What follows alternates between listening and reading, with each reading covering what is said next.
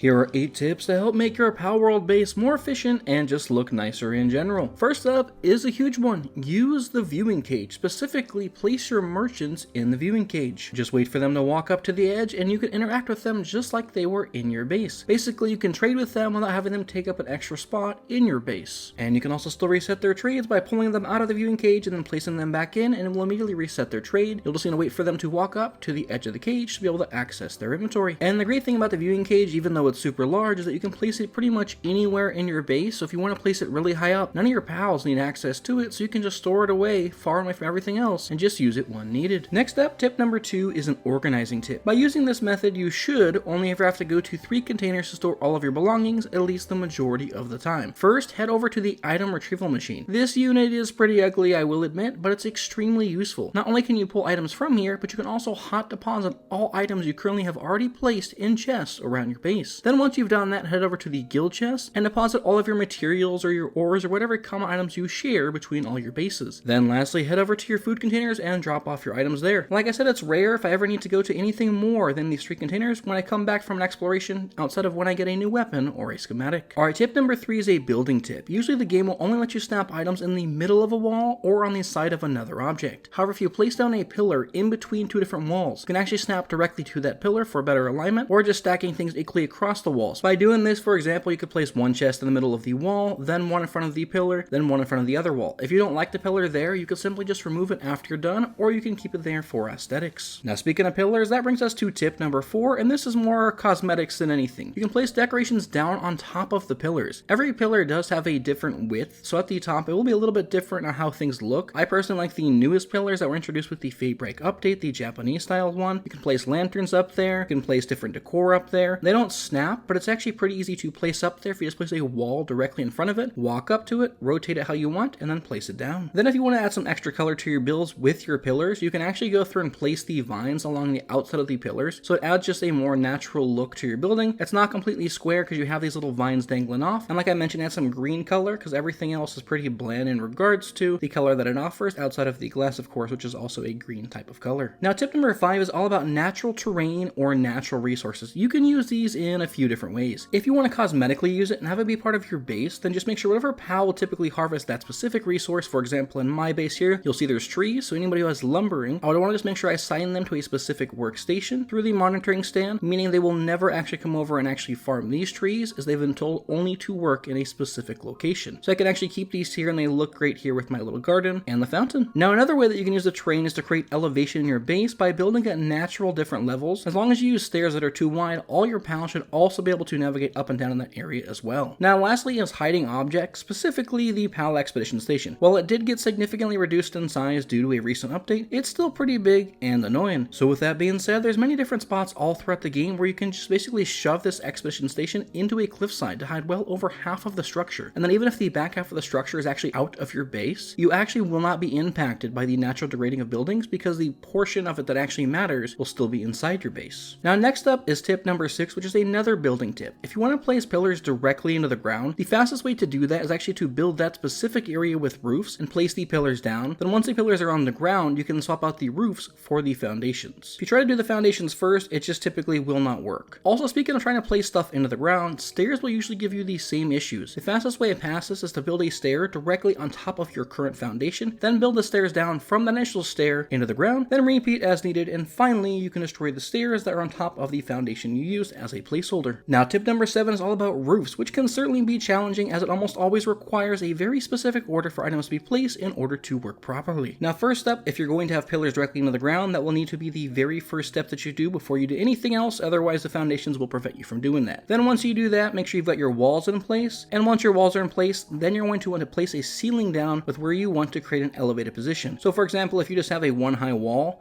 and then you want these stairs to slope up like a roof, place a ceiling down at that 1 high height. Because the stairs will actually not snap to either one of the walls, you need the ceiling piece there as a foundation or a placeholder. Now, I mentioned already the pillars need to be into the foundation, but if you actually want to extend them even higher, all the way up to the peak of your roof, for example, in between 2 different triangle pieces, you still have to place the pillars first, as the triangle pieces will not allow you to place the pillars, nor will the roof. So once that pillar is in place, if you choose to put it there, then place your triangular pieces and finally end off with the roof or the angle pieces. And then once all of that is done, you can actually go back through and remove the original ceilings used as placeholders doors, go from having a flat looking roof to more of an elevated design. Now lastly, tip number 8 is also a cosmetic tip. The game only has one size of window, but you can also use the new doors that were introduced with the Fabric update and place them like a window, then just open them up. Since the doors slide and don't actually swing open, they look just like a large double window. Now speaking of these doors, another great perk in using the Japanese style door A is that the door itself actually has natural lighting built into that specific piece. So even if you don't have a fire pal in your base, it will always be able to light up the area in some capacity because the lantern's built into the actual wall, or in this case, the window that we turned it into. I hope you found this video helpful, and if you did and you want to see more videos like this in the future, then please consider leaving a like and subscribing for future Palworld content.